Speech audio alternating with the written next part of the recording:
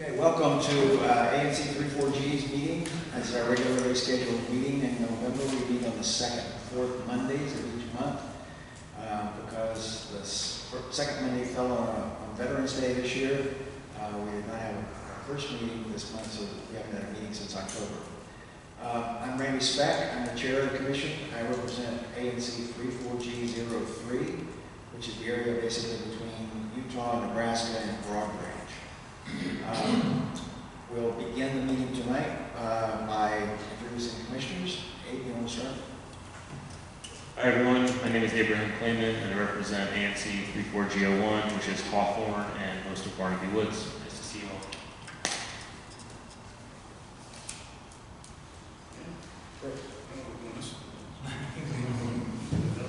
Mr. Amaluni, ANC 3G07.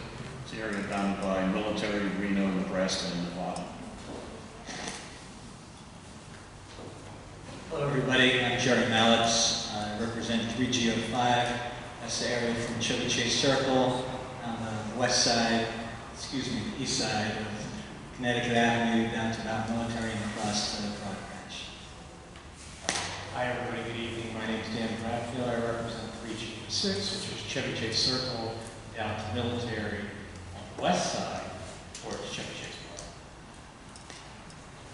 Okay, we have a quorum tonight, so we can conduct business. We have two commissioners who are missing, Shanda Tuck-Garfield and Becky Mayday, and I think they were unable to come tonight.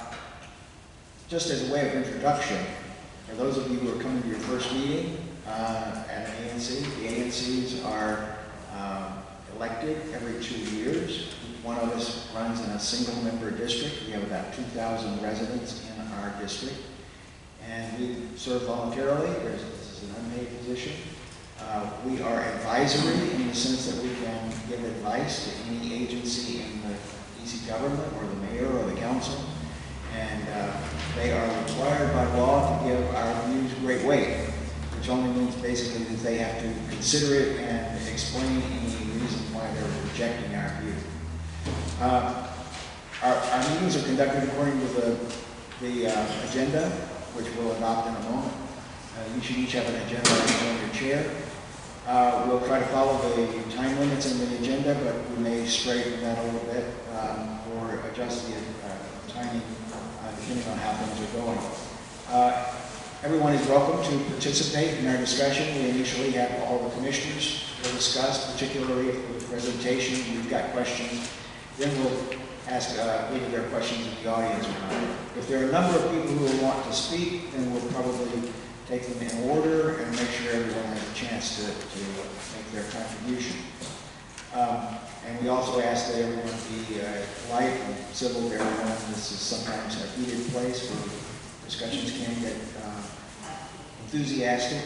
And so we ask you to be careful about that. Okay. The first item on our agenda is the adoption of the agenda, and this agenda has been published on our website and on the Chevy Chase listserv and other listservs in the community, Nextdoor and others. And so everyone's had a chance to look at it. Are there any modifications or changes we need today? All those in favor of adopting the agenda? 5-0. Okay, the first is announcements, and I have several tonight. The first is a very happy occasion. On last Wednesday, November 20th, Knollwood celebrated its 60th anniversary, and they held a gala. There were a number of people in attendance, including some luminaries. Knollwood was established by the Army Distaff Foundation 60 years ago. And the groundbreaking, they told a very interesting story about the groundbreaking which was done with Mamie Eisenhower. But it had snowed, so they couldn't get Mamie Eisenhower up here to break the ground, so they took the ground to her. They actually took a punch bowl full of dirt to the White House, and she used a shovel there to shovel the dirt from Knollwood to break ground to the establishment of that home for widowed officers in the military. That was the original purpose of Noble. It has since expanded now, so that they have men there now who are retired officers or spouses in the uniformed services, all the uniformed services. And one other thing about Knollwood is, I think it was last week's Time Magazine had a cover story on Knollwood. It was about the robotics that they're using there now to assist seniors who are living at Knollwood. It's quite a long story, quite a nice story. We'll link to it in our minutes. But they've made a tremendous contribution to our neighborhood and our community, and so we want to recognize Knollwood. Second announcement I have is that DDOT is having a Ward 4 open house. They hold these, I think, periodically around the city. This one is going to be on December 7th from noon until 2 p.m. at Roosevelt High School. That's 4301 13th Street. The meeting will provide an opportunity to learn about current and future safety improvement projects in the ward, and DDOT's project managers and staff will be there to answer questions. They're going to be talking about some of the projects that are affecting our neighborhood, including, they say, the Oregon Avenue reconstruction project.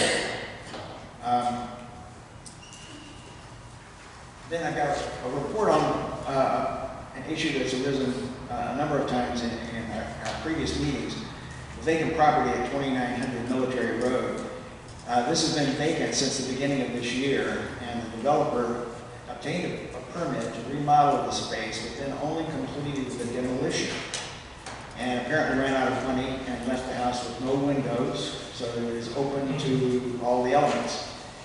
At our September 23rd meeting, Donald Sullivan, the program manager for building abatement at the Department of Consumer and Regulatory Affairs, described a number of code violations that they had identified and promised enforcement actions to abate the hazards. Today, he actually posted the property for immediate abatement. Really nothing has been done since our September meeting. And he notified the owner of this violation. And although some issues had been addressed, the property, he said, was still out of compliance with the vacant property maintenance standards by the upstairs windows being open to the public. He's asked for a plan for addressing these violations from the owner by no later than December 3rd, and I'll be following up on that to make sure that we don't have a hazard in the neighborhood and we don't lose this valuable housing stock. Then quickly, there are a number of upcoming meetings in December, and I just wanted to remind everyone of these. December is ordinarily a month when we try to avoid having a lot of important public meetings, but this year the schedule is such on some projects that we just cannot control, so that we do have a lot of meetings in December, and we're hoping that people can still come out and work around the holiday schedule. The first is community center modernization, which we can talk about further at the end of the meeting. But there is a design meeting on December 18th from 6:30 to 8 here at the community center. Then there are a number of meetings with regard to the comprehensive plan. The task force that we've established to talk about the comprehensive plan is meeting on December 2nd and December 16th. Both of those meetings here at the community center from 7 until 9. And these are basically gathering information to develop recommendations to the commission or comments that would be either forwarded to the Office of Planning. Office of Planning is also holding some meetings on the comprehensive plan on Saturday, December 7th from 10 until 12 at Wilson High School. They'll be describing the plan and answering questions there. This is a more workshop kind of environment where you can go and actually ask questions of the specialist who was responsible for that area of the comprehensive plan. Comprehensive plan, by the way, is really a very important document for the district. It basically defines how the district expects to expand and develop over the next 20 years. And so it can be a pretty important document. Finally, as I mentioned earlier, Oregon Avenue reconstruction, there's going to be a kickoff meeting with the Department of Transportation at Lafayette School, Lafayette Elementary, from 6:30 until 8 on December 11th. So please keep all of those meetings in mind. Okay, other announcements? Abe. Just one. Does anyone in the audience live near Chestnut Street or in Hawthorne generally? Just curious if this applies to you. Okay, then I'll make this quick. DDOT has selected a contractor to design sidewalks for Chestnut Street. In November of 2018, 1 year ago, we approved a resolution requesting installation of sidewalks on Chestnut. We passed this resolution after significant community outreach, discussion, and many public meetings. In short, it was controversial. Our resolution requested sidewalks on the north side of the street only. Our resolution recommended that those sidewalks extend from the curb into the street so as not to diminish anyone's front yard or require the removal of trees. I'm pleased that DDOT has selected a design contractor. Chestnut Street is a lengthy residential street that is frequently used as a detour during construction projects. The design contractor will work for approximately the next 9 months to finish the design of the sidewalks, and construction is expected to begin approximately in September 2020, once the first phase of the Oregon Avenue project is complete. We expect that DDOT will hold a public meeting in January to discuss this project, and DDOT and the ANC will advertise the meeting once the date has been set. Thanks, everyone. Chris? Two items. First of all, the design meeting for the Chevy Chase Community Center will be from 7 p.m. to 9 p.m. That's Wednesday, December 18th. The other item was I received, we've known about this, a public space permit application has been applied for 5101, 5103 Connecticut Avenue. Those are two buildings on the corner of Connecticut and Nebraska that have been abandoned and empty for the last, at least the last year. They're going to build an apartment building on that corner, and the permit is for a fence. I think it's for the backyard. The drawing they sent me was the wrong drawing. They sent me a civil site plan, so I'm in the process of trying to get line, but we'll take that up at the next meeting. We still have time. I have no other announcement at this time. All right. Now, community announcements. Jessica, do you have something from the mayor's office?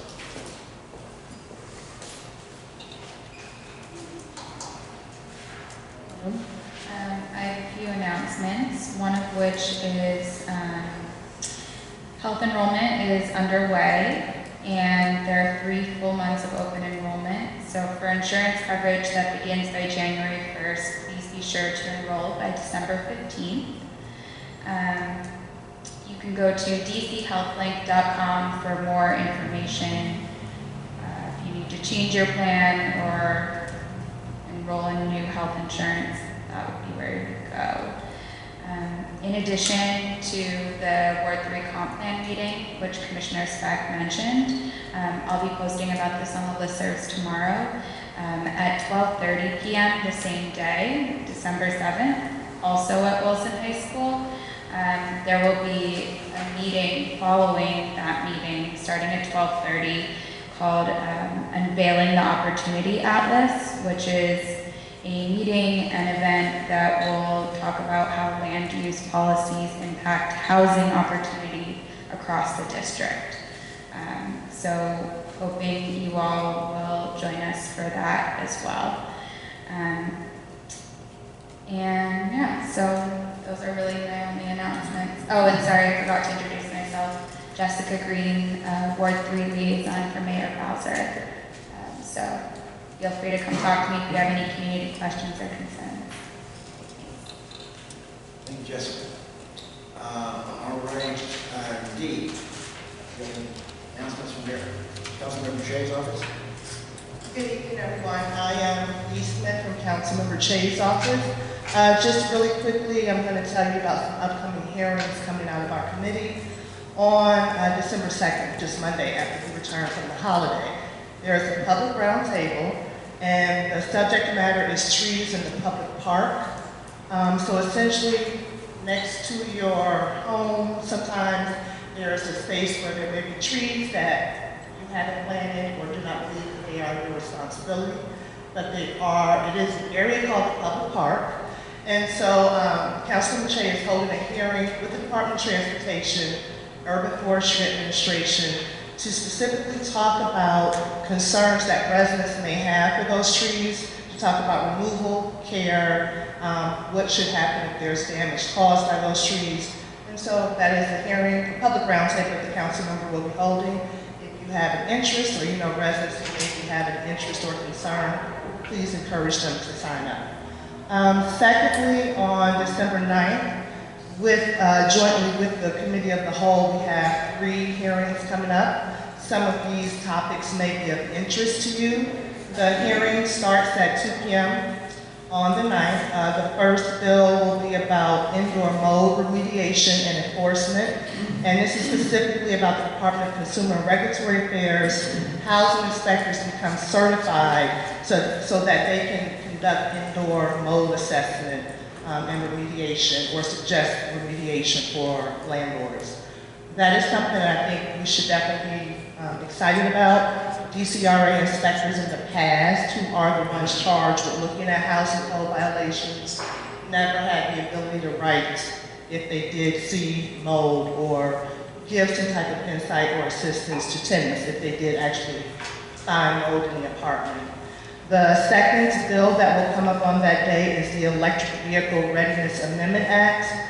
And essentially this bill requires that 20% of parking spaces constructed in newly constructed or sustainably renovated commercial or multi-unit buildings include electric vehicle infrastructure. We often hear from residents who have electric vehicles or want to get an electric vehicle, and maybe where they currently live doesn't have the ability for them to charge, or we have new development, so we are asking new development, severely renovated development, to include those electrical charging stations for individuals who have electric vehicles. The last hearing on that day is the Energy Efficiency Amendment Standards Act of 2019. And as introduced, it provides energy efficiency standards for various appliances sold, offered for sale, or installed in the district. Again, technology is moving pretty quickly. A lot of us are buying new appliances and things of that nature, and so I think it's important that appliances do have a certain level of energy efficiency standards. So that is, again, what that specific bill will speak to. I have submitted this information to your commission, so if you didn't get the date, the time, or the location, they do have that information you can share. Thank you. Yes? Just one clarification first. Dee, I think you sent me last month's list of all of the bills that are coming up. I'll send you the correct list now. Yeah, that would be helpful. Thank you. So when you talk about the trees, are you talking about the area between the sidewalk and the street, the parkway, or are you talking about the area between the sidewalk and the property line on that side? Sidewalk and property line, which is called the public park. Okay. Thank you. Thank you, Dee. Anyone from Councilmember Todd's office here? All right. Shannon Delaney, is she here? We'd asked to make an announcement tonight, but looks like she's not here. Okay. All right, we'll move to the next item on the agenda for a substantive item. Mr. Bradfield will lead that discussion on the American City, the old American City Diner. It's going to be a new something. Sure. As many of you may remember or know, about a year and a half ago, the American City Diner that had been around for a very, very long time closed its doors for varying reasons. The property was then taken over by another company, and in August, about 13 months ago, we had a meeting with the Salis company that took over the property. They were beginning initial concepts, drawings, et cetera, beginning the process of creating a new entity on the avenue, which is great and exciting. They still are doing that. They have been in the process. Some of it a very painful process. I'll let them share what they wanted that with you. They're here with us tonight as they've gone through the process. They've reached a new stage, discussion of their concept, how they see it rolling out, their timeline, and the additional items going forward. And I think we're in a good place where things are actually ready to start to move. So I invite Steven Thornton, who is CEO of Salis Group. And Steve, I know there's a slide presentation, so I assume lots of nice pictures. So, hello.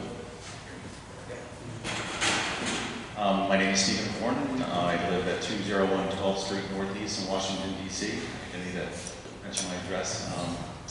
So I am a DC resident from down here.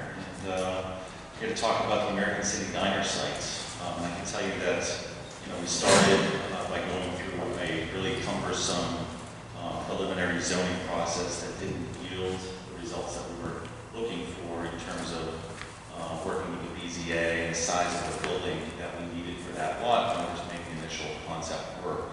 And so, we would have been pushed to file an application with no guarantees of getting the approval on that. And so we started to really rework the concept in addition to the parking issues that we had in the back, trying to figure those out.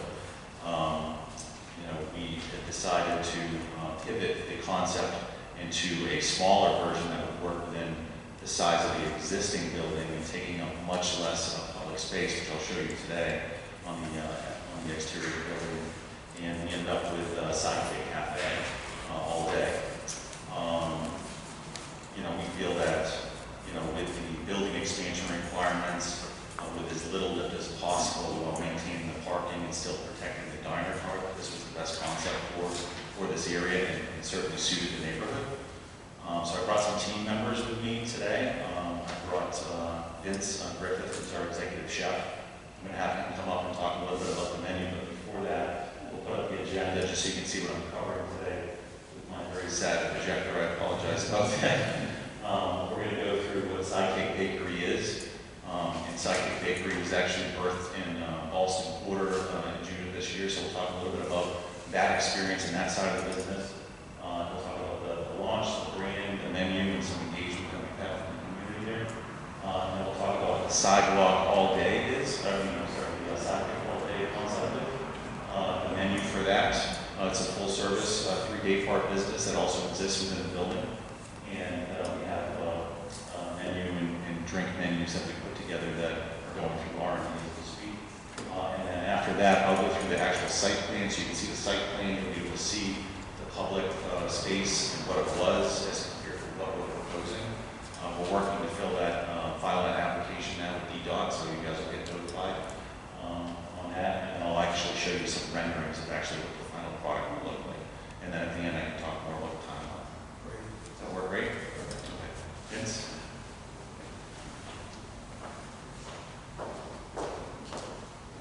Good evening. My name is Vincent Griffith. I'm 7607 Fort Hunt Road in Alexandria, Virginia. Just a little background about myself. I am the executive chef of the current Sidekick Bakery right now.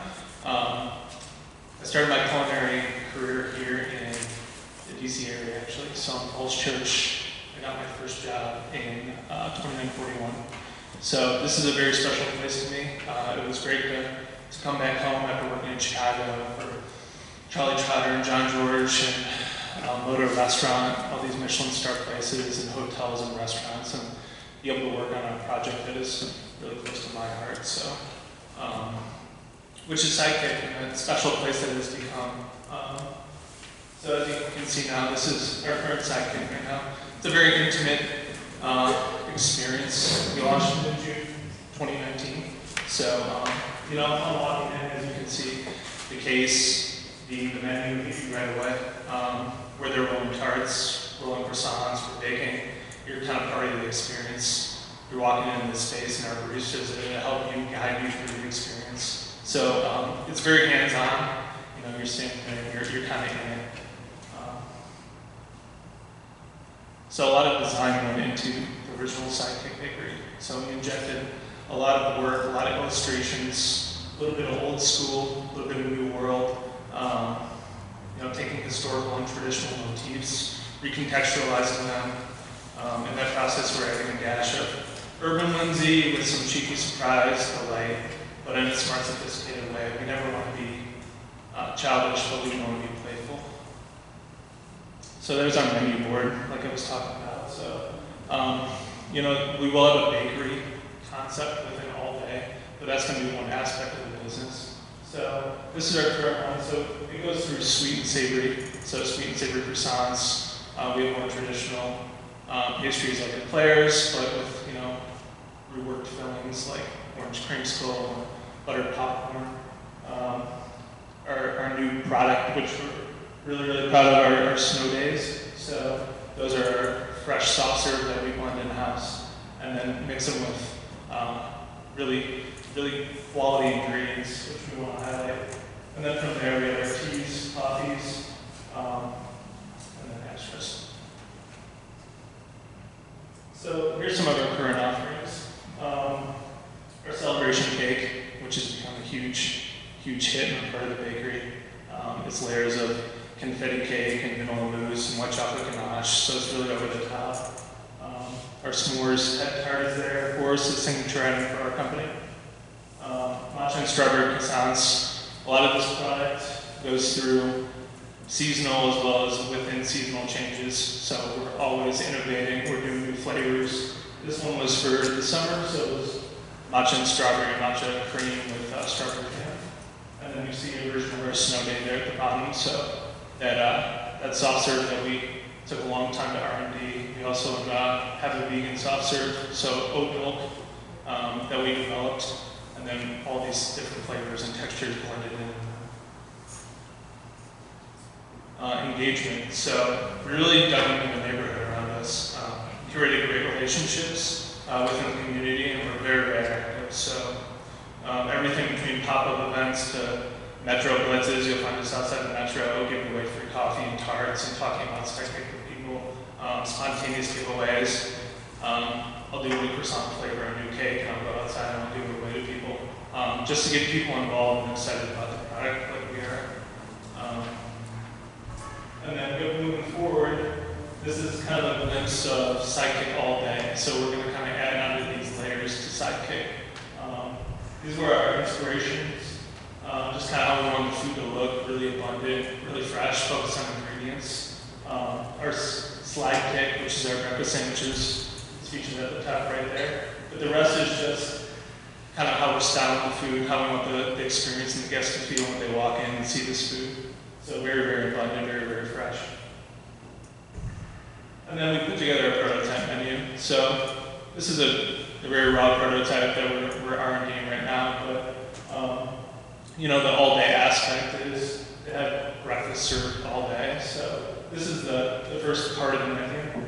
So you know, early on, but also all day. So this will carry through to the very end of the night. We have our slide cakes on the right, and then like I said, really abundant, very ingredient-focused food.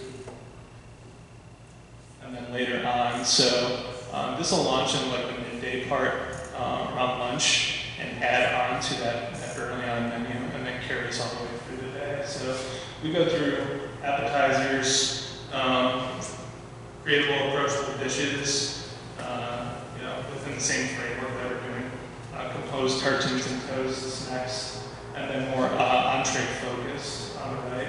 So you see like brioche wrapped chicken, grilled hanger steak, you know, kind of like more cafe entree style dishes. And then, you know, we've been working really, really hard on our beverage menu, so everything's very, very cohesive. So I've been doing a lot of R&D with our beverage director, Larry Weaver, so he's going to come up and kind of guide you through this menu.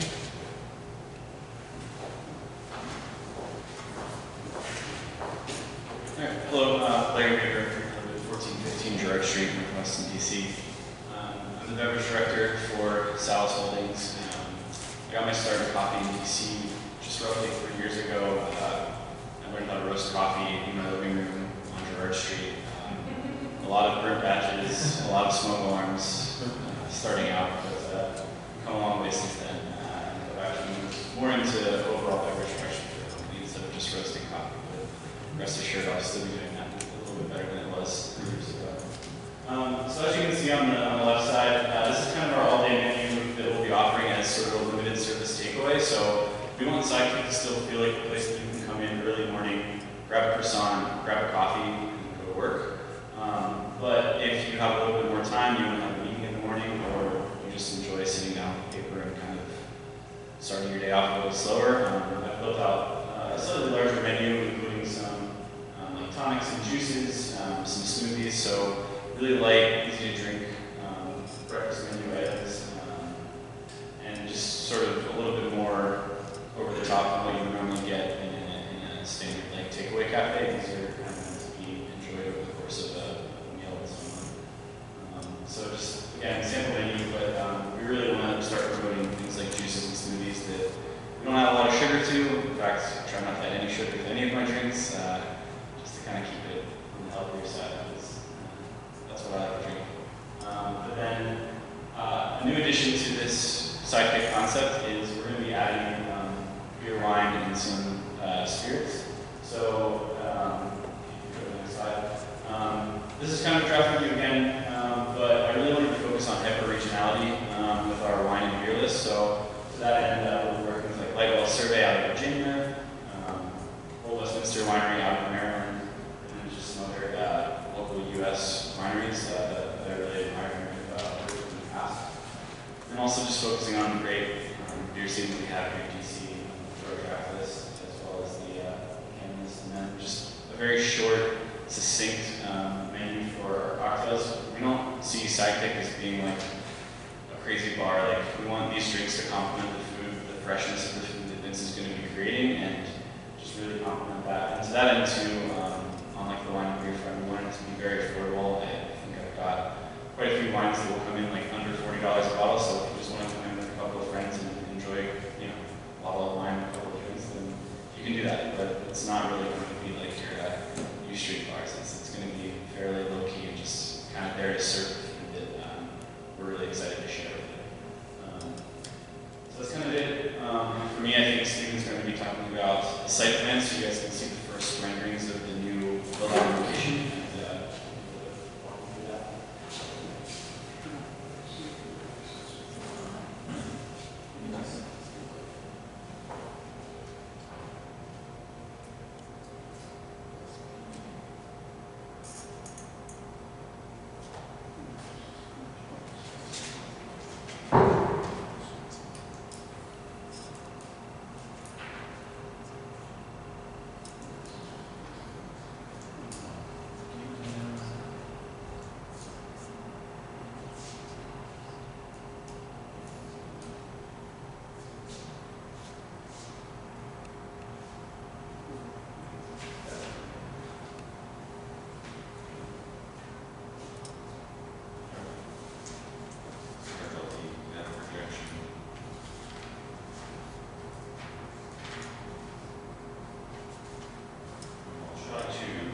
Stay up here and explain what we're doing.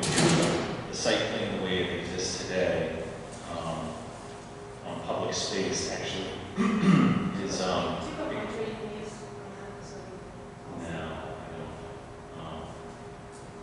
we talk about it. Is that public space today.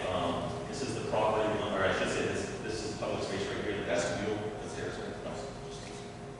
Here we go. Sorry, didn't realize that was for this. This right here is the existing structure. So we're taking about half of what's there currently, and I have those figures. It's currently 898, and we're proposing 455. And we do have some pictures of what it'll actually look like on the outside. But right now, there's a little blue line right here. That's one of the structures. This is another blue line here. That's another structure. And then they have an outdoor area that's over there. We're proposing that we're going to take this much of the front, so we're giving 50% of the public space that's currently being taken up back to the city. We're also proposing, we've added in back here some 5 more parking spaces. This hasn't gone through our civil engineering team yet, so I'm not sure if they'll be able to fit the 5 in there, because currently what is existing is pre-existing and non-conforming. So that'll have to come into compliance. But in our previous iteration, we actually had a bigger building and we didn't have some of the parking there. This is actually going to get as many spaces as we can back here in that lot. And then we also have a trash room, which was also part of the settlement agreement to make sure that we have refrigerated trash and controlling rodents and things like that. Sorry, the curb cut and On the Morrison side, the curb cut, is that still an attempt to close that curb cut since it's no longer needed? It's actually going to be moved because this is going to be a public space area right here with a dog fountain and a dog park. Right. And then in the back, so that the curb cut where it currently exists right here would be eliminated, and then we add an outlet here to get to the parking. So it would essentially be moved.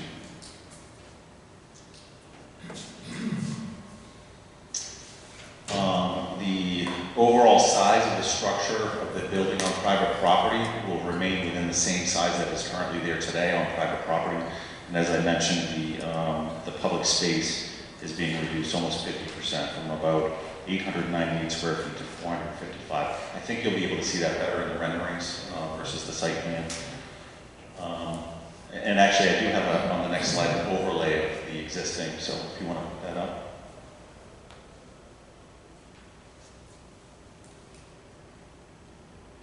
Next one. That's what exists today. So right now we have a structure that comes out from the left side of the diner. We have a patio in the corner, and then we have this big, another building that's over here. This next slide shows how much our proposal will be. Again, this is a green space over here. This is an outdoor cafe dining, and then this is the actual diner part that exists today. Go to the next slide. This again shows from a different view. This is what exists today, and then this shows what it'll look like when it's completed. Next slide shows the front. Again, we have the handicap access on the right side of it. We're protecting the diner car in the storefront, and then we have a patio off to the side. This is another angle, and this is the front. And the seating changes? No, actually, the seating actually came down from what we came you guys with. Yeah, no, it came down from our settlement agreement. We had 111 inside and 54 outside. We're currently at 83 inside and 46 outside. What's the current time? The current one today, I'm not sure. Very near the one, so which was pretty much the same. Actually, it was a little bit over, if I'm not mistaken. I think it was cut back by about 5 or 10%, so. Could you repeat those numbers? 83 and? Sure, 83 inside and 46 outside. Versus 111 and 54 in our agreement. So currently we have the building layout and the site design completed. We are working with the civil engineers to determine any variances and how they fix that parking. But we're not exceeding the building size, and so it's going to be a faster process to go through. But as you're aware with DDOT, just getting the public space to go through, that takes a little bit of time.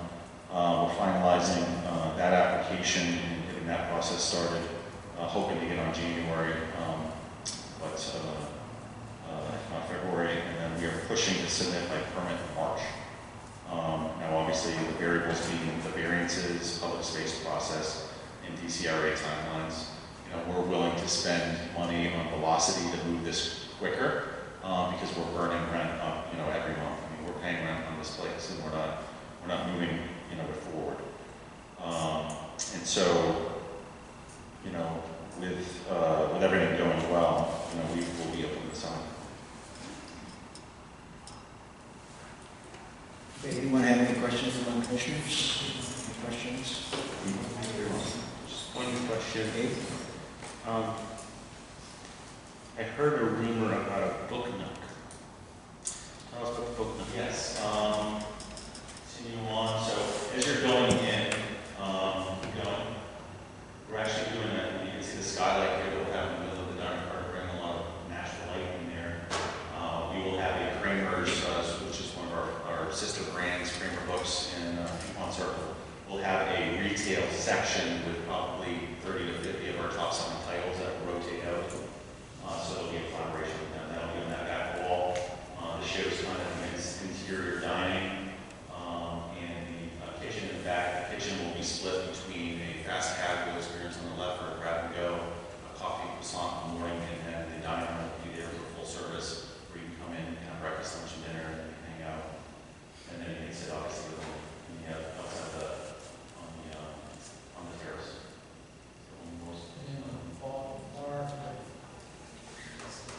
There's some bar seats as well. Yeah, the bar sits,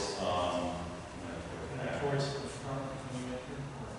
correct. You just go back one more, right there on the right, and it actually has some seats that are on the front of the dining car, so it would be up there. How many is that going to be seats?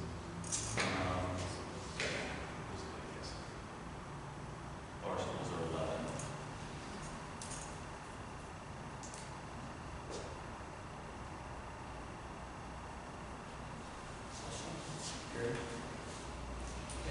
You mentioned in your presentation, I heard the words dog park. Can you explain? It's just a green space on the side. I can show you on this space right here, this green space on the side. Instead of being a building or a structure, it's actually going to be a green space. We're going to have a fountain in there for people to use and for a dog park. So that's where the current parking lot is. That is correct.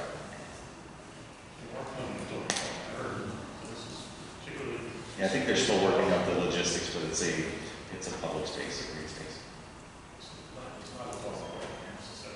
Well, it's a place to walk up with your, it has like a dog fountain, and so you can bring your dog, you can come and get takeout, there's a takeout window there. So it's really meant for the community, not for us to. Doesn't fit around. No. No. That's what I think it's not used at all. Sure. Yeah, it's not that. Okay, I just want to say, I would be delighted if the old front of the American City Diner is gone.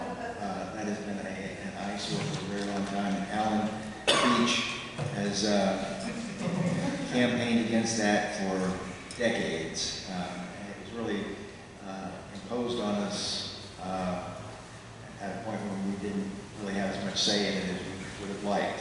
So we're very glad that they're doing this, and it looks like it's going to be a very significant improvement and really nice in the area. Okay, anyone else have questions? Yes, ma'am. So I thank you for the public space issue. Can you identify yourself? Oh, I'm sorry, my name is Christina Kendall. I live on 28th Street Northwest. Thank you. I do have a question about the signage. Could you talk a little bit about that? It appears that there's a billboard that you're proposing. I believe there's an existing. Consistent with the neighborhood, it is actually not allowed to be seen. I believe that there is some signage that's above the building right now, and there's one that's on that corner lot. Again, we're going through the zoning review to see what is approved in that process and what we're allowed to have. But I believe that's where that's coming from. I don't have any issue with the roof sign that you see in the building. Seems like it's very. Basically, the sign that's on the building adjacent to it, right? So Yeah, I think it's on the building or. yeah, it's like on a mural up there. Right, sure. Just one other question.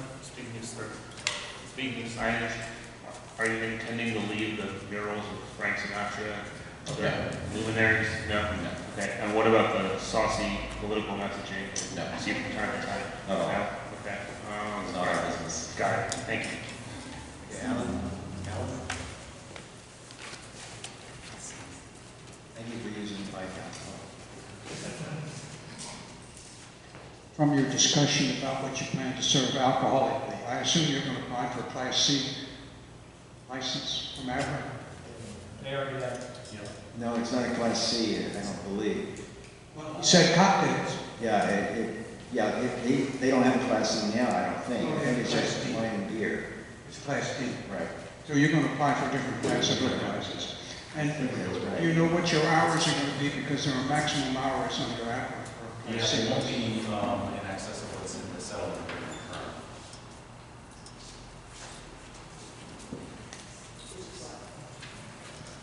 currently. It is 7 o'clock for the operating hours.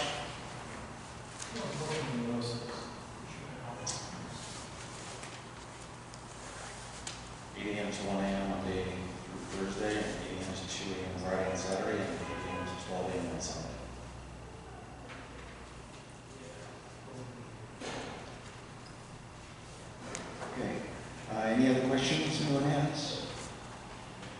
Okay, thank you very much, Steve.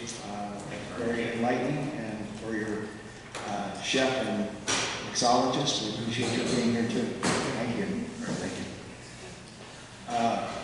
I see an influx of scouts.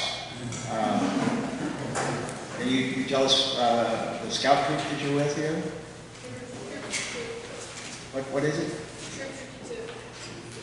52, Troop 52. Well, we're very glad to have you. And we also have another scout here from Troop 248 who's joined us tonight. So we're very glad to have all of you. Thank you. Okay, the next item on the agenda is also Commissioner Bradfield. Is there someone from WMATA here tonight? Ah, there you are. Chisholm.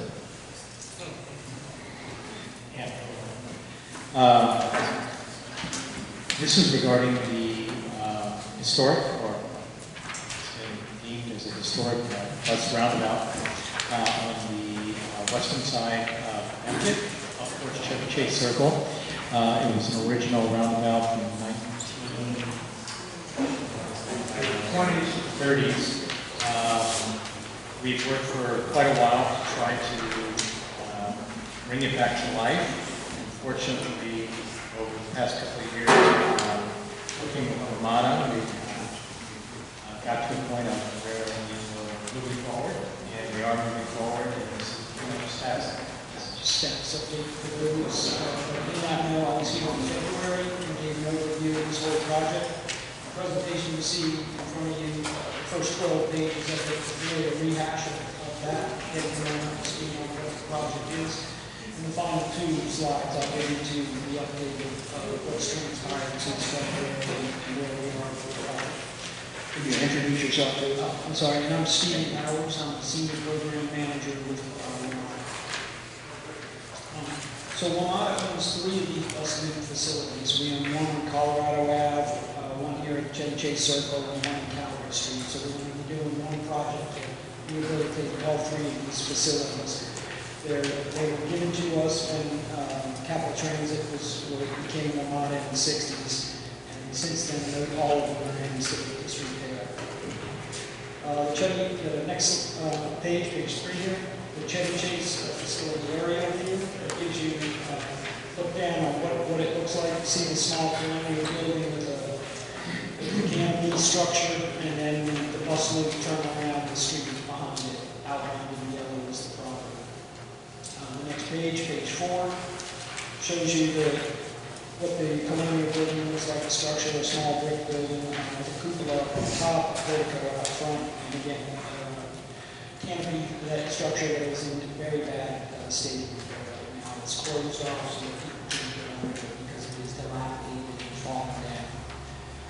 Next page 5, shows you some of the conditions of the structure, how the brick is all stained, the windscreen out back is peeling and in bad shape, and then of course the lighting is not adequate and the canopy is falling down.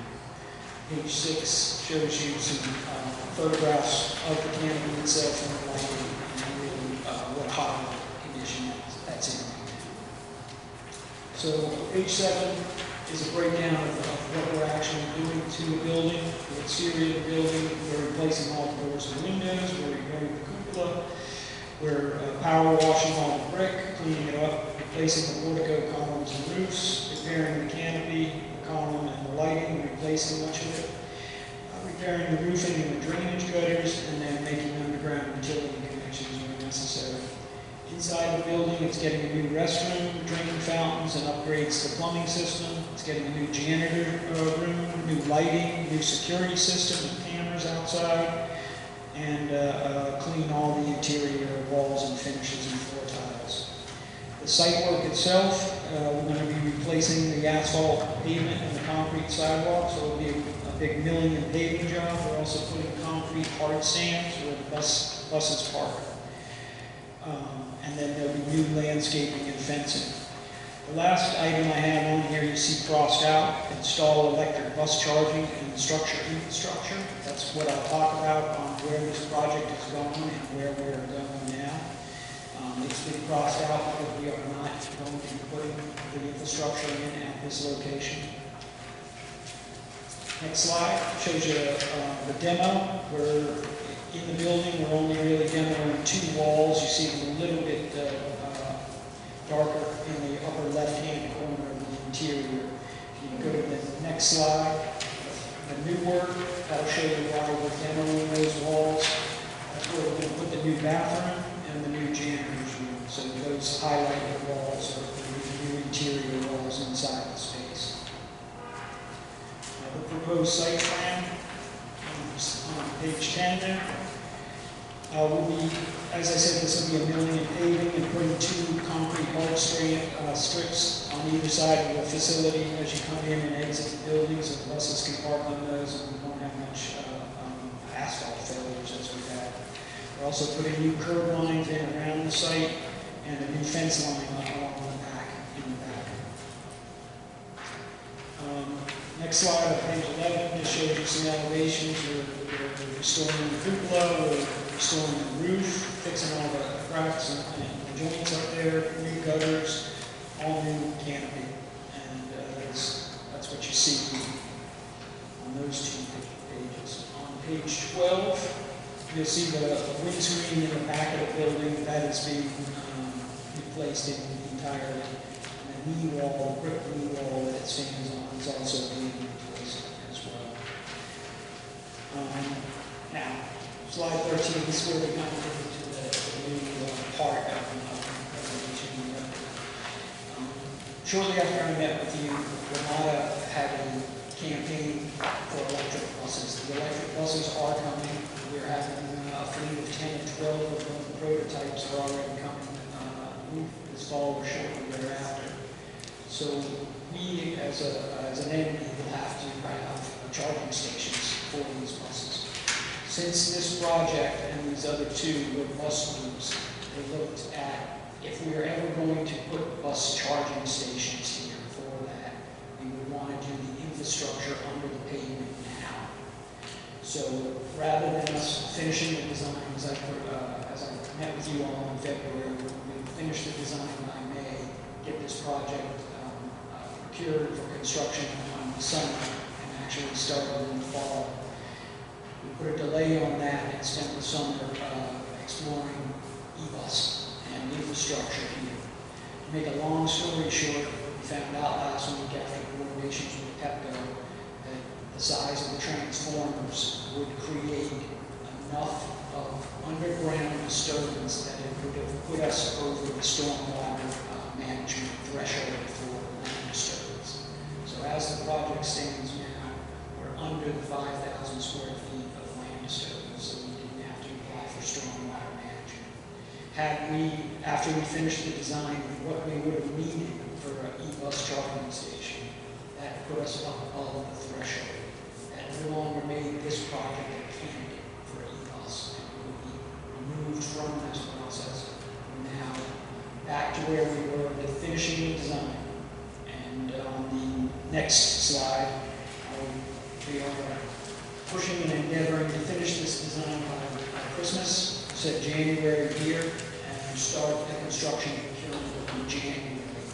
Our procurements usually take 90 to 120 days, so 3 to 4 months. We're anticipating a construction procurement period January to April of 2020, and then issue a construction MTP in the May-June timeframe.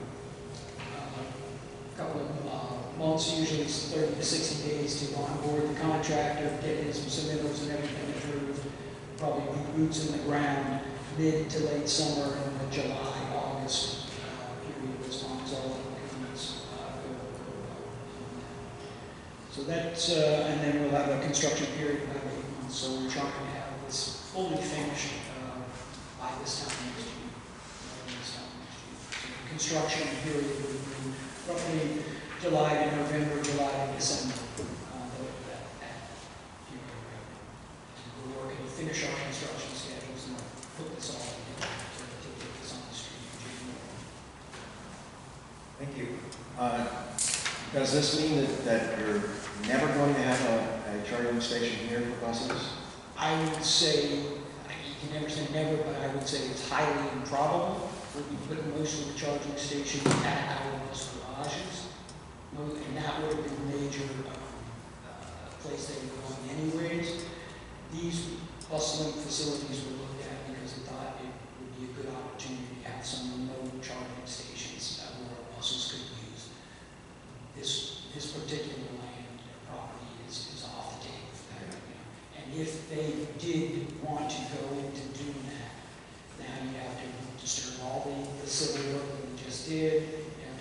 for stormwater management. You have to then change the site to handle stormwater management, which usually means a retaining pond or some other places to hold the water. The site just isn't not capable for all that. Questions? Gary? I'll let you take that. Okay. With the current DC comprehensive plan being discussed throughout the city, and with the call for 36,000 additional units of housing across the city, which approximately 12,000 is supposed to be affordable, and since that's such a highly valuable and underutilized piece of property, has there been any thought given to incorporating some affordable or workplace housing into that lot? Not as part of this plan. Any outside use of the land. I know there was some letters written back to the ANC, and our Nina Albert has been working with you all on any kind of shared use or joint development or future uses for this. But that's the last I saw was an outreach back from the February meeting to coordinate any of that effort. So there's been nothing has approached you in regard to making better use of that property? No. Just, well, again, it's very important that we say this is a historical property. That's why I said incorporated into.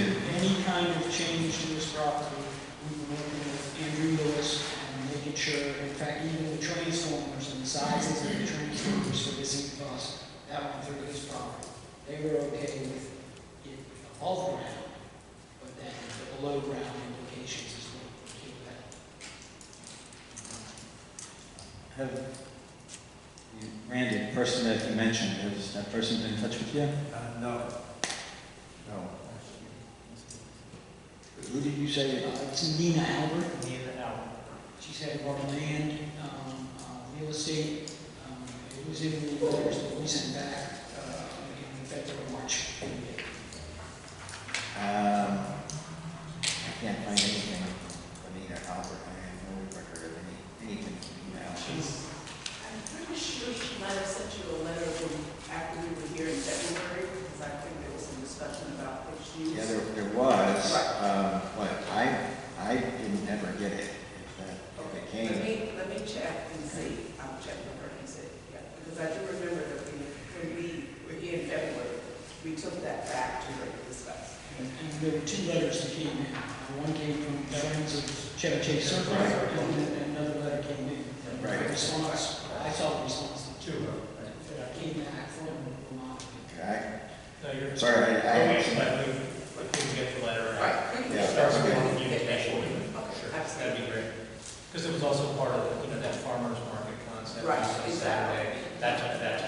It wasn't Yeah, it wasn't to building that affordable level. housing, it was more utilization. Right, of it, exactly. Making more of a community center or that type of thing. Yeah, but I will get that. Any other questions for the commissioners? Dan, Dylan? No. Okay. Anyone in the audience, anybody got any questions, comments, suggestions? Okay, well, we thank you very much for giving us the update. We appreciate it.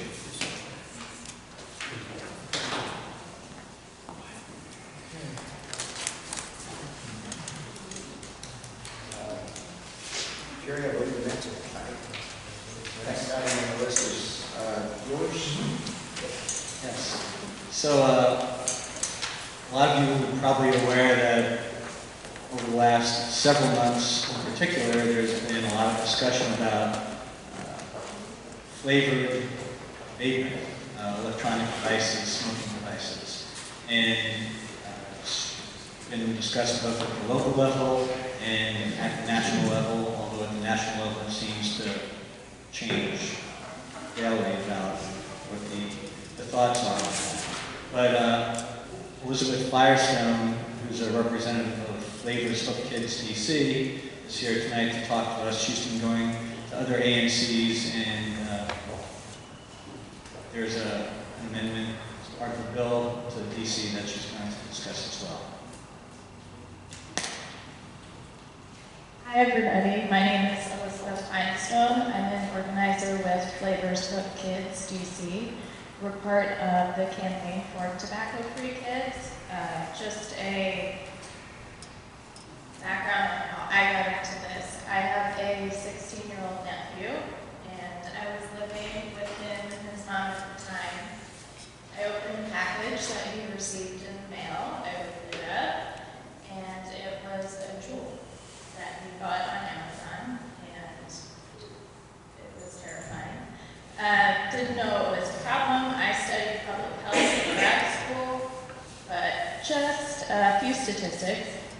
The youth cigarette smoking rate dropped to a historic low of 5.8%, but because of these new e-cigarettes and their enticing flavors, aggressive marketing, and really high levels of nicotine, 27.5% of youth now use tobacco products again. And one of the main reasons is because of the flavors. And in fact, one Juul pod has the same level of nicotine as an entire pack of cigarettes. There's a bill before the City Council to ban all flavored tobacco products, including mint and menthol in the district. And as Jerry said, I'm going around to different ANCs to ask them to pass resolutions in support of the bill. That's really all I have to say. Does anybody have any questions? So, you say the one Juul pod is a pack of cigarettes. I mean, how many puffs or whatever is this when somebody smokes a pod, or they do it in one sitting, or is it something that takes you a week to smoke, to go through? Or? Some teenagers are smoking pot a day. It's really hard to measure. However, the way that the vapes work is that you're given a much quicker high of nicotine, like a much higher dose right off the bat than you would if you were smoking a cigarette.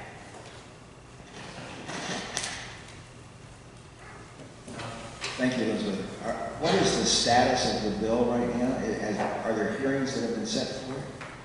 There are hearings set for the end of January, beginning of February. So it's not going to come up immediately, but will be after the first of the year, probably. Correct. Now, resolutions are nice, and we pass a lot of those, but the council sees a lot of those too. Would it be helpful as well to testify at the hearing? We've testified at a lot of council hearings in the past, and I found that that's been pretty useful in terms of... Yeah, so in addition to asking for resolutions, we're asking for community members to come out and testify at the hearings. We're also involving youth in terms of educating other kids in the community and talking to their teachers and talking to their principals. We're looking for everybody to get involved. Comments or questions from any of the commissioners? Can you talk a little bit about the focus on flavors? It seems to be a big focus. Why is that the focus on this legislation or other legislation? It's been proven that it's the flavors that actually have been enticing the kids to start using nicotine products again.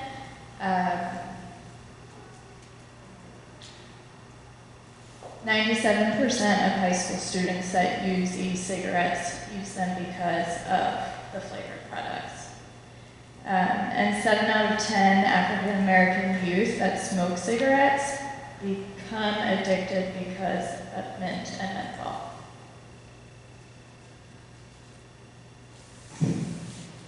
Any comments from the audience? Yes, ma'am. Christina, I just want to point out that your statistic of 25.7% is overall, and then actually 1 in 10 middle schoolers are vaping. And so this is not just a school problem. Absolutely not. This is moving down into childhood. I think it's a really important issue. It's really prevalent in middle schools, and it's been shown that many middle schoolers have high school age siblings. They see their high school age siblings vaping, and access is increased. Yeah, I'm just reading from the CDC report. It says in 2018, 67% of high school students and 49% of middle school students who used tobacco products in the past 30 days reported using a flavored tobacco product. So flavored products are really driving a lot of this. It's sort of the gateway, I guess, to using. Right, so the idea is we can't ban all tobacco products, because that's proven to be pretty hard. But getting flavored tobacco products will hopefully drive the smoking rates back down. And also because there has been such a rise in kids becoming addicted to nicotine, there's very limited research on what to do when kids become addicted to nicotine. So it's just, to me, an incredibly scary problem. Yeah, and recently too, it's been a deadly problem. Correct, we recently had our first step in DC. Chris? I mentioned that, you know, the accelerants, I guess they call it, that are mixed in with the tobacco, there's no regulation on them either, and a lot of them have been found to be harmful. So we're really dealing with a product it's more dangerous than just tobacco. It's all the stuff that's in these cartridges also. Yeah, we've got a lot of scouts here. I don't want to put anybody on the spot. If you don't want to say anything, it's fine. But anybody want to talk about the vaping experience? You guys probably know a lot more about it than we do. Yeah. Okay. Well, I mean, they probably have seen it. I bet they've seen it. Has anybody seen an advertisement for vaping? I've heard a lot from a lot of different parents and schools that the targeted advertising, kids see it when they're doing their homework online.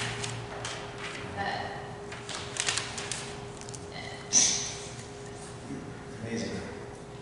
Okay, well, Elizabeth, thank you very much. Jerry, you want to make a motion for a resolution? Well, I think that the sample resolution that Elizabeth sent, we should send out to everybody.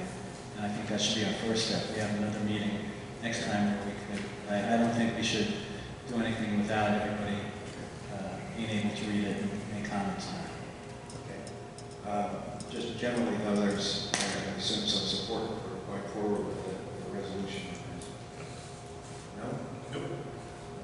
And if we do so, then we need to move on to the other side. Yeah. Could you put your mic on, Dan? It was easy because the deputy mayor, Courtney Snow, will be the one. Dan, could you put your mic on? You should probably invite The other side, and I would recommend that former Deputy Mayor Courtney Snow. I know Courtney well. That's a good idea, Dan. I think you're absolutely right. I don't know that we can do this at our December 9th meeting. The agenda is jam-packed. It may be the first meeting in January when we can do that. And I think we also, if we're going to do a resolution, I think we should also consider the possibility of testing as well. So, but, you know, we'll see what happens when we hear the other side. I think it's a tough sell.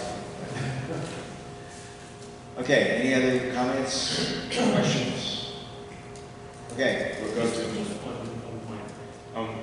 I think about how to say this. I agree with Commissioner Bradford's point about the other side, more from a process perspective than thanks for the comment about how I feel or don't feel about e-cigarettes. I do think if we're taking a position on pending legislation, it does make sense to hear multiple perspectives. Yeah, and I just want to clarify that this is not in regards to e-cigarettes specifically. It would be all tobacco products in the district. Okay, thank you. The next item on the agenda is the report on the Chevy Chase Community Center modernization design process, and Chris is in charge of that commission, so Chris? Okay, we've had one meeting on the new design of the Chevy Chase Community Center, which occurred on 30th of October. And at that meeting, we met the architect, fellow architects, and Department of Parks and Recreation project manager was there, and they discussed the schedule with us, and they asked some questions of the audience, just testing to see how the audience felt about various other buildings that were built in the DC and around the country to get a feel for what kind of architecture people were interested in.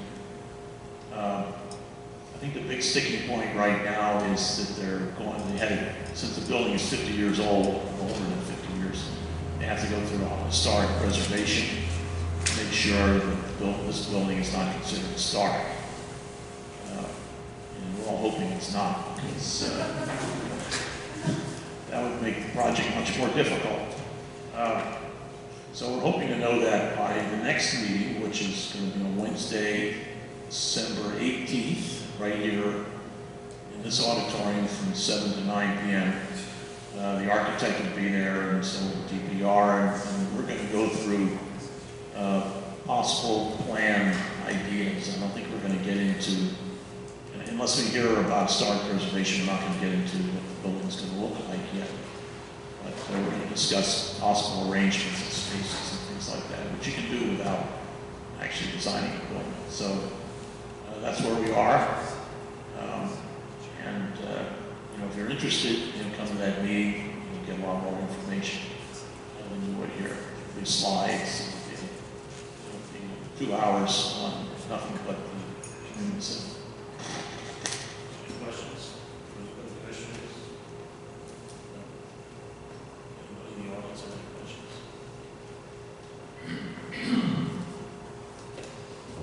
Microphone.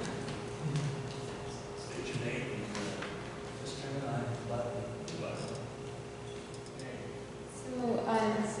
I'm Evelyn Penhoet, and I live on 28th Street, and I was wondering if you get this, like, if you're allowed to do renovations, like what type of renovations would you be doing? Okay, well, we have a number of options.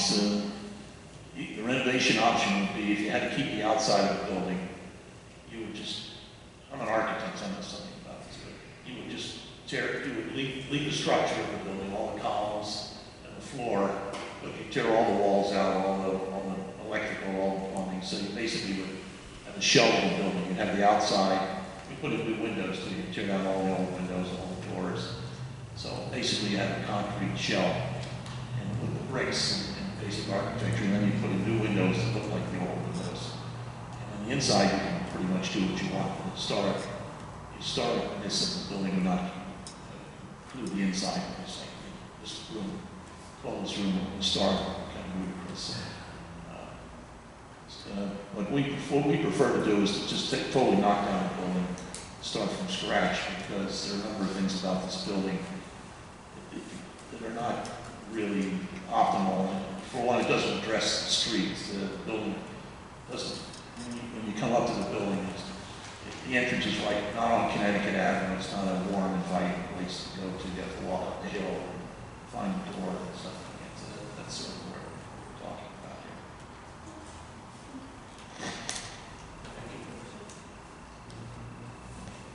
Anybody else? Okay. That's a good question. Yes, thank you.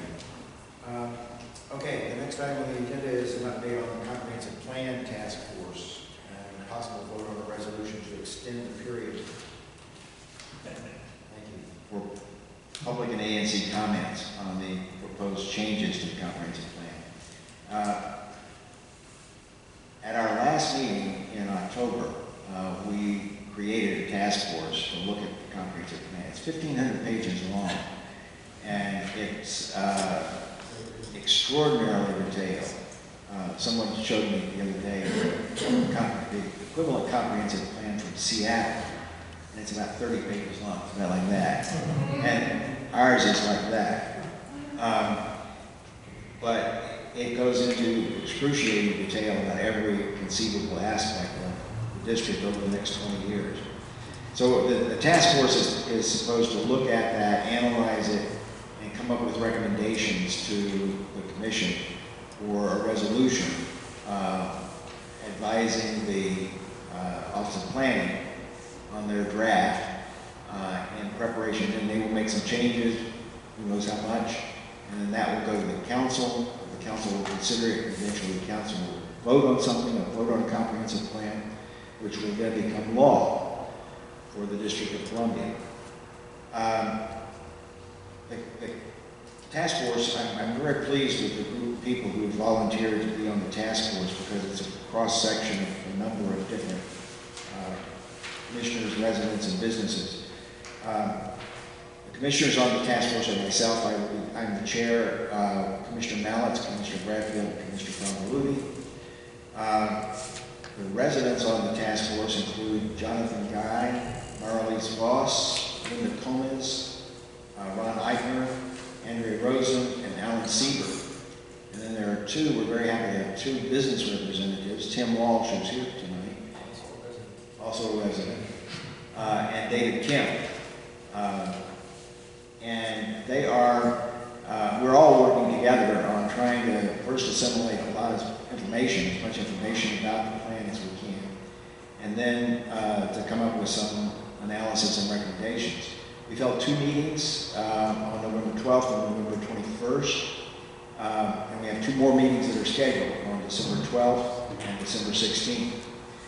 The November 21st meeting was particularly productive, I thought, because we talked, so the whole meeting, 2 hours, talking about affordable housing, which is a major priority in the comprehensive plan and in the mayor's program for the city, is to get more affordable housing all over the city, and particularly in areas where there's not very much now, which we basically are in our area. In our meeting on the 16th of December, we'll consider the recommendations that we might be making to the Commission on the resolution. Now, the reason why we're accelerating this and pushing so hard is that there's a deadline for public comments to the Office of Planning by December 20th. So we're trying to get all the public input that we can by December 20th. Now, the ANCs then have another period of time until January 31st to actually produce their resolutions. But we're going to take that time after we've gotten the community input by December 20th.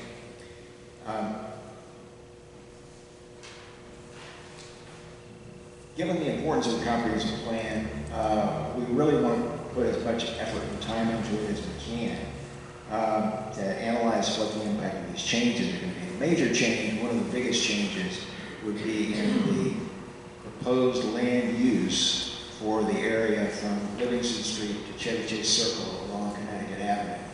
And rather than being what is now low-density commercial, basically no more than 2 stories, businesses for the most part, up and down this stretch of Connecticut, it would be redesignated for mixed use, which would be low-density commercial, but also moderate-density residential. And it could be up to 4 or 5 or even more stories of residences above the retail businesses on Connecticut Avenue. That's the major change. There's some other changes as well and other aspects of it, but that's the major thrust. Given the importance of the comprehensive plan and the volume of material that we have to go through, and the fact that all of us are volunteers who are working on this, I think it probably is at least reasonable to ask the Office of Planning to give us a little bit more time. There's some ANCs that have asked for 180 days additional to do this process. I don't think that's necessary. Plus, I think the council is going to have to get to this at some point, and the council is not planning to take it up really until June anyway. So if we take a little bit longer now, I don't think it's going to ultimately affect the end date for when the council will decide one way or the other what they're going to do with this. They're not even going to look at it until June. So I would suggest that we have a resolution asking the mayor and council chair and office of planning for an additional 60 days, just extend the period for public comment by 60 days, which would put it on February 20th, 2020, and that resolutions then from the ANC be instead of on January 31st, would be on March 31st, 2020. And that would give us a little bit more leeway. I mean, there's some things that we really would like to do, and we're hurrying through them to see if we can do them, and we will make every effort to do them as well as we can within whatever time's available. But we'd like to be able to take a survey, for instance, of the community and find out what people really want. And that's going to take a little bit of time, and a little time for analysis afterwards. And so it would be very helpful if we had a bit more time. And so I would move a resolution I circulated to the commissioners for an extension of 60 days in the time period for responses to the Office of Plan's proposals. Any discussion? I think more time makes sense. 60 days seems pretty reasonable, and doesn't, like you said, it's not going to hold up the overall process. I think we want to make sure that before we as a commission take a vote, that we know what the task force thinks. So it's a good idea.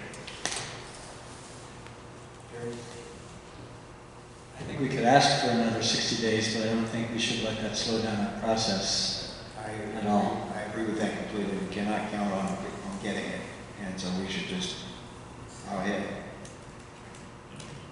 So I just want to say that big deal for us is what they want to do to Connecticut Avenue between Livingston and the district line. I mean, if they go from low density to moderate density, I think we're going to lose a lot of the businesses we have on the avenue, because developers will tear down these small buildings, which are generally about 2 stories. 40 feet. 40 feet. So you can go up to 3 floors in this district. In the moderate, you can go up to 5 floors, generally speaking. So 60 feet. And you can actually do, it's more than just the floor, the number of floors, it's the volume, it's what's called floor area ratio, which is the volume of the building you can put on a piece of property. Increases, I think, like double. So it's a big deal, and it's going to affect the residences on both sides. It's going to affect parking. It's going to affect traffic. But maybe maybe it's the right thing. We're trying to put more affordable housing in the city, so allowing a couple of floors of residential, but shopping, commercial is maybe a good thing. And so there's give and take on this issue. So it's not a simple issue, but it will have a big effect on our area.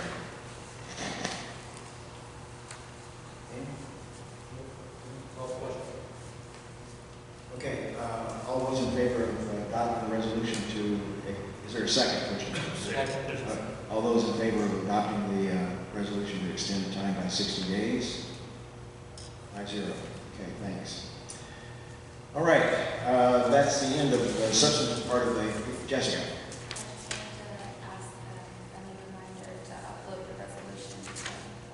And we've been trying to do that, and we found, well, Jerry was approved. Nobody else has been doing it? No, I don't know that. I thought maybe it was Stephanie. Stephanie stepped out. Well, I don't know. I don't What's know. the question I didn't ask? Yeah, I realize that. I understand they're trying to fix this up, but What's the question? Where she just reminded us to upload the resolutions. We're working on it. It's in process right now. Thank you. We've been trying to do that. There are 27 to be uploaded, and we've just started. Okay. All right. The commission business then. First item is the adoption of our minutes for October 28th. These minutes have been posted on various listservs and on our website. Any modifications or changes? Okay, all those in favor of adopting the minutes? 5-0. Okay, we have 2 checks. In the absence of the treasurer, I'll mention these. The first was $107.88 to Stephanie Van Pelt for reimbursement for paying for the web hosting. And the second is $152.70 for Verizon. All those in favor of approving those 2 checks? 5-0. Okay, the review and possible vote on the annual report. Just the annual report, the way of background is either required or not required. And the statute, there's one provision that says you may file an annual report, and then another provision says that you shall file an annual report. And they're a little bit different than the things that are included there. But in any case, Abe has been working on an annual report, and you want to give us a report on that? Yeah. Abe? Sure. Well, I think we do a really nice job here. I'm just going to pat all of us on the back for a second. We do a really nice job here of keeping track of what we do. We post resolutions on our website. We post minutes. For many years, they're very, very detailed, and so it's really easy in a lot of ways to compile all the different things that we've done. We've passed many resolutions. We've held many meetings on the community center modernization. We've awarded some grants. We've approved numerous liquor license applications. We've helped about half a dozen residents with special exception permits and public space permits. And then we've had a couple dozen different presentations to government agencies. And I think, just looking at all the different things that have happened over the year, all in one place, really a lot has happened. We've done a lot. I think we've got a lot of people informed, which is one of the major reasons that I ran to be in this position, to keep them informed. So I'm pretty pleased with what we've done. I really am. And so I would move that we approve the annual report. Second. And all of us, I think, appreciate work that Abe did to pull all of this together, and not only in the annual report, but in the roundtable that we did with Councilmember White in September. We put together a very good report then on testimony that we could get at the roundtable. And just, Alan and Stephanie and you, Randy, just so helpful and just keeping track of this. So I would not have been able to do it at all absent everyone else's help. So thank you. Okay, all those in favor of the annual report? 5-0. Okay. We'll have a letter by Wednesday in the afternoon for you to sign, and then we'll submit it to everybody. Okay. Yeah, it has to be done by the 30th, I think. I think so. We'll get it. All right. Okay.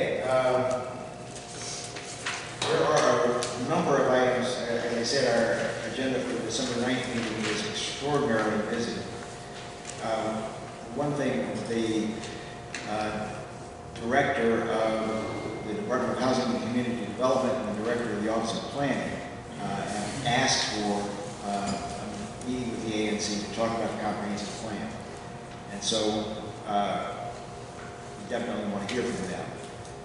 And so they'll be here to explain the comprehensive plan and to answer questions. There also will be a discussion about, is this still on, Dan, for the resolution relating to parking signage and markings on the west side of Connecticut, 5300 Mile? That's a possibility.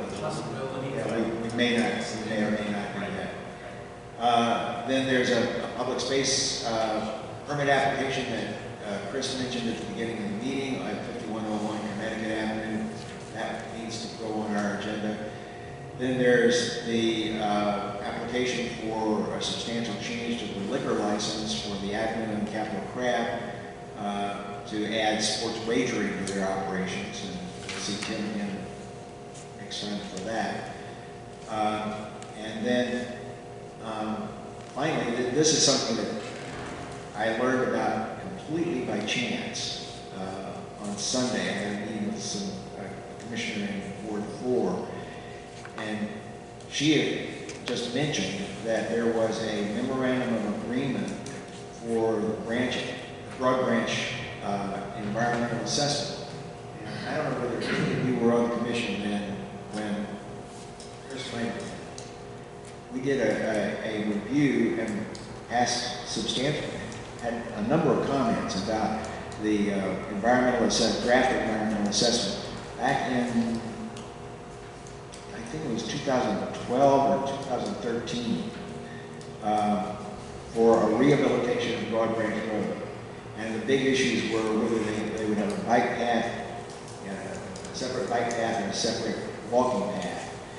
And we filed comments, a number of other ANCs did as well.